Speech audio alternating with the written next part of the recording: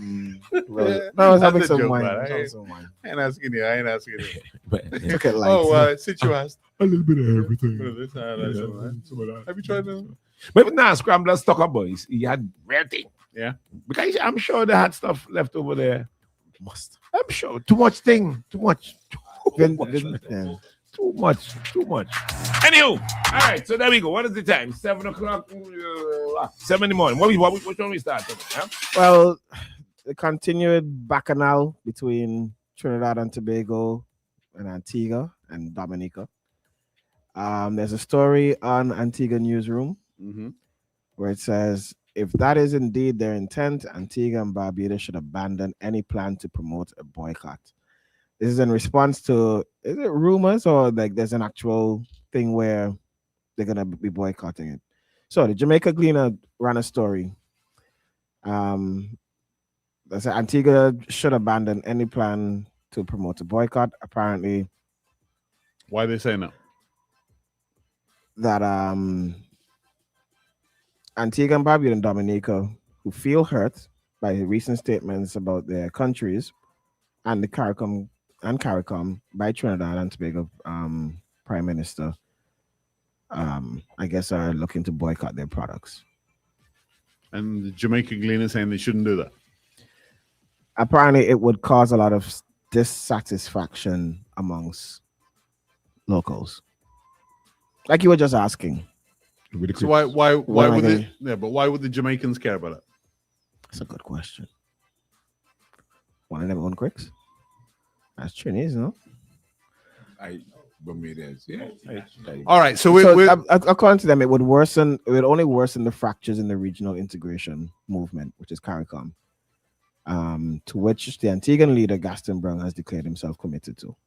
So essentially, you can't say you're for it and then take these kind of measures of boycott and whatnot. It's better to work out your differences in a boardroom rather than boycotting each other. I'm not sure whether the French would agree, but they would burn it down. The French would have matches. would have a Cricks bonfire.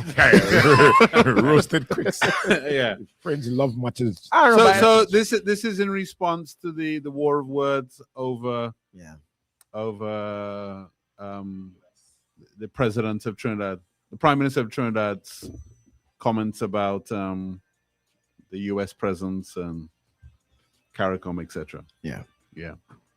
If you're Antigua, what would you do? If for context, those who might not know, Trinidad and Tobago's Prime Minister made a public statement that Antigua and Barbuda badmouthed the U.S. And that was part of the reason why they lost their entry access. Right? Same thing with Dominica. They did, though. They did. They did. But it's about CBI. So it wasn't about CBI. Hey, who knows? I think it's more about the radar. But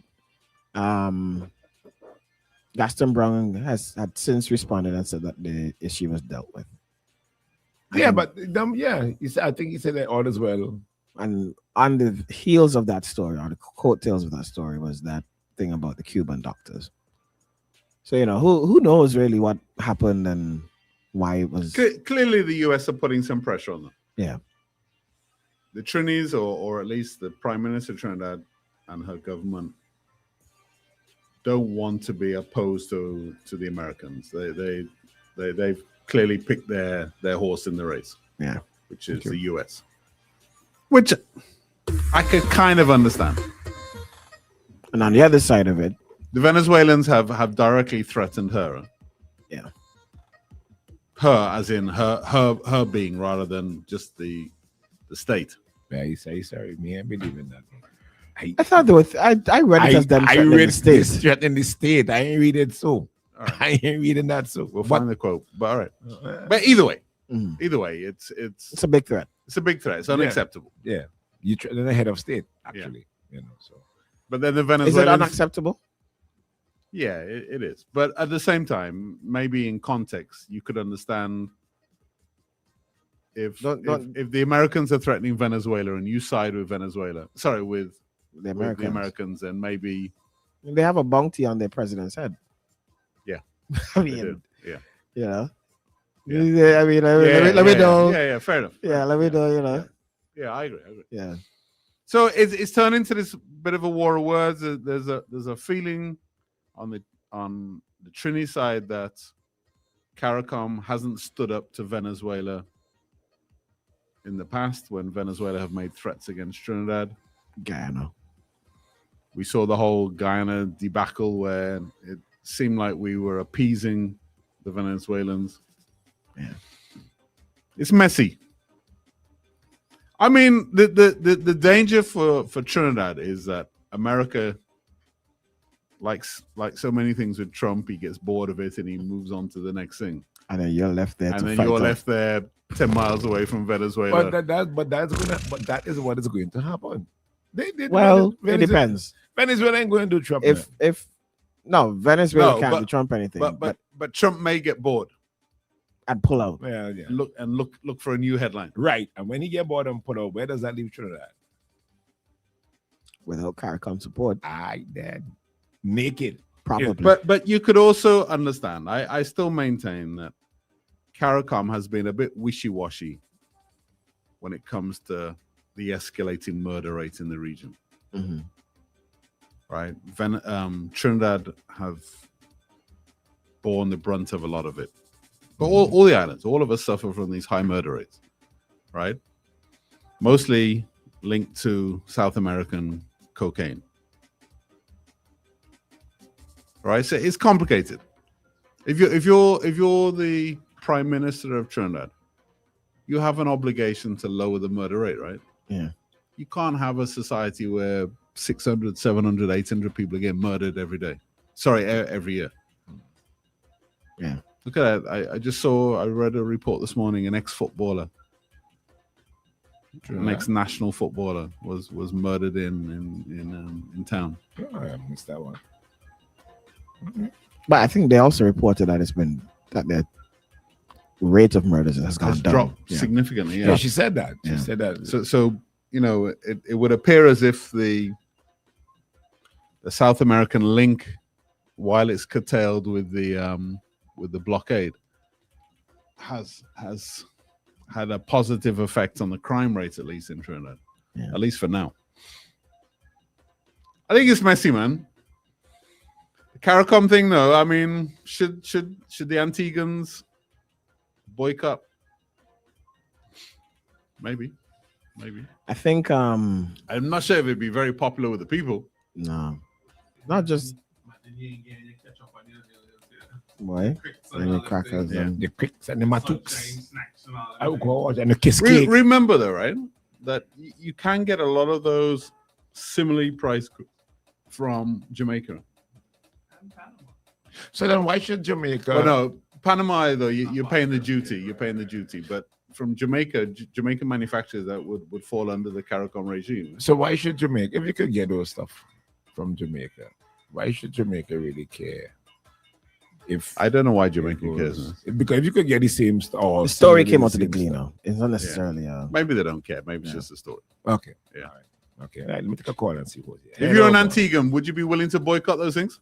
Morning. Hey, well, ask question. Wait, the boycott? Good boycott? Bad boycott? No, let me try now. Whose behalf you talking on? Trinidad or Vinci? Sorry, or Antigua? Trinidad. Trinidad. My next home. Right. But the Americans have an army base down the along this island, up in Toku. I don't think but they haven't had a big half their navy fleet in the waters outside of Venezuela.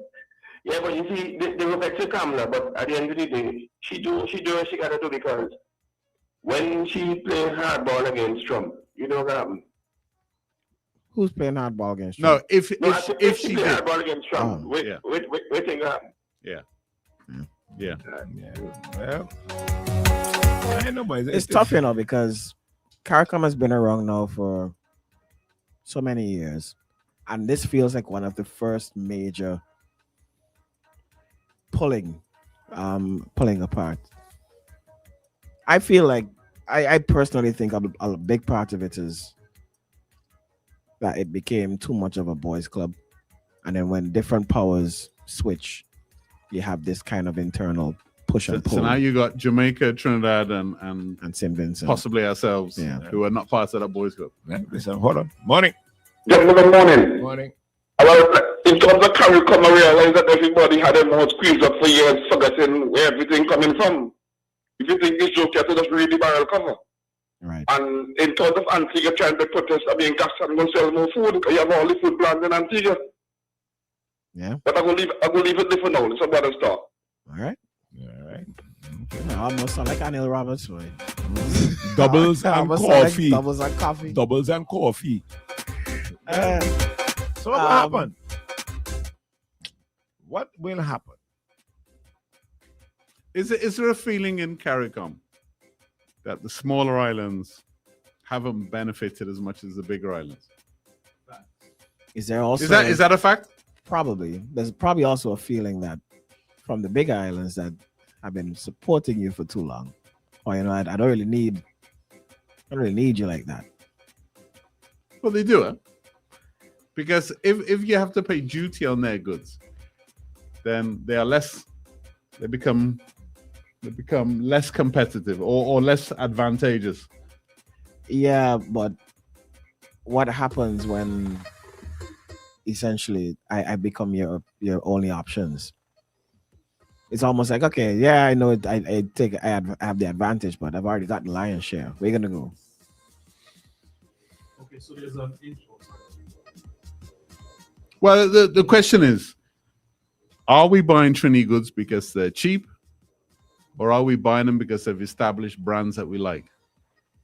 Both. If all of a sudden Sunshine Snacks are more expensive or the same price as Frito-Lay murder them. I'm not sure about that. Yeah, man. No. I feel so. What falls under Frito-Lay? Other than Fritos and Lay's? Everything. Cheetos, everything. Yeah. That'll be that big brand. Big brand, big, slicker packaging. Let me ask this, right? Are snacks really that important? Yeah. Yeah, they are, yeah. Yeah. Yeah. Box juice and snacks, big sellers. But a box juice and a Concols. You're joking. Another big sellers, but to like literal day-to-day life. But yeah. Yeah, man. Yes. Yeah. Are they needs? I'm sure Cricks probably does 10, 12 containers a month. Here.